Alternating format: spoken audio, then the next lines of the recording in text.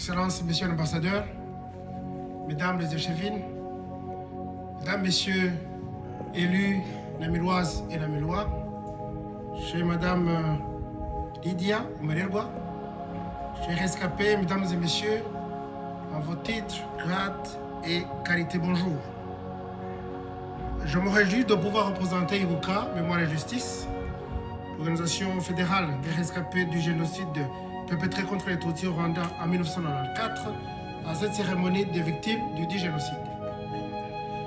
Je veux tout d'abord exprimer ma pensée émue à la mémoire de tous les nôtres, plus d'1 million d'enfants, jeunes, femmes et hommes de tous âges, emportés par cette tentative de leur extermination pour ce qu'ils étaient, Tutsis. Je souhaite également témoigner ma solidarité envers les rescapés de ce mal absolu qui habitent cette ville et ailleurs. Leur dire qu'Ibuka se tient à leur côté en ce moment de mémoire et d'épreuve. Je voudrais enfin saluer l'organisation de cette cérémonie et la présence de chacune et de chacun d'entre vous. Alors la ville de Namur et capitale de la Wallonie qui nous fait l'honneur d'accueillir cette cérémonie aujourd'hui possède, d'après mes petites recherches, une histoire de le rayonnement a toujours dépassé ses frontières.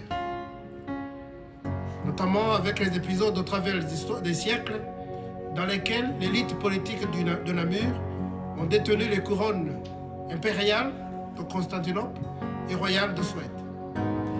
Et ce passé glorieux constitue un patrimoine historique qui doit faire la fierté des Namuroises et des Namurois. Et c'est dans cet esprit de vertu que la ville de Namur continue d'écrire de nouvelles pages pour un destin partagé. Et on peut se féliciter que la communauté des rescapés du génocide des Tutsis, ayant élu domicile à Namur, ont toute leur place dans ce destin commun.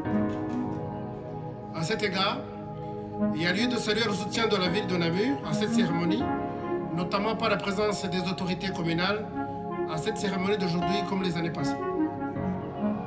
Cette commémoration est donc une occasion de rendre hommage avec elle aux victimes du génocide des Tutsis, d'honorer leur mémoire et de soutenir les rescapés. Et à cet effet, je veux remercier particulièrement ces derniers qui, comme Lydia aujourd'hui, nous partagent leur expérience malgré les difficultés que cela implique.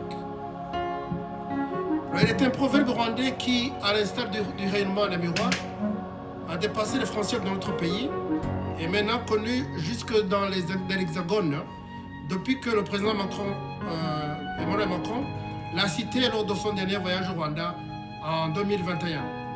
Seuls ceux et celles qui ont connu la nuit et survécu à la nuit peuvent en parler. Ibara Urerai. Voilà en clair la raison, l'importance et surtout la légitimité du témoignage des rescapés lors des cérémonies de commémoration. Cependant, à une année de la 30e commémoration, il me semble que le temps est venu pour penser aussi à un mémorial public et permanent dans cette belle ville de Namur. Un mémorial qui servira à la fois de lieu de mémoire et de souvenir, mais aussi un outil d'éducation aux habitants de la ville et aux visiteurs qui viennent ici à Namur sur le crime du génocide perpétré contre les Tutsis au Rwanda en 1994. Je souhaite donc terminer en formulant une demande au nom d'Ibuka Mémoire et Justice, au nom de la communauté des rescapés vivant à Namur, pour une stèle commémorative dans cette ville en mémoire des victimes du génocide des Tutsis au Rwanda. Cette stèle viendrait s'ajouter aux autres déjà érigées dans les villes de Bruxelles, Liège, Charleroi, Mons et dans quelques semaines à Tournai où nous allons inaugurer la toute nouvelle stèle commémorative. Ibuka s'engage à apporter sa contribution en étroite collaboration avec la communauté des rescapés vivant à Namur et les autorités de la ville dans cette démarche. Je vous remercie.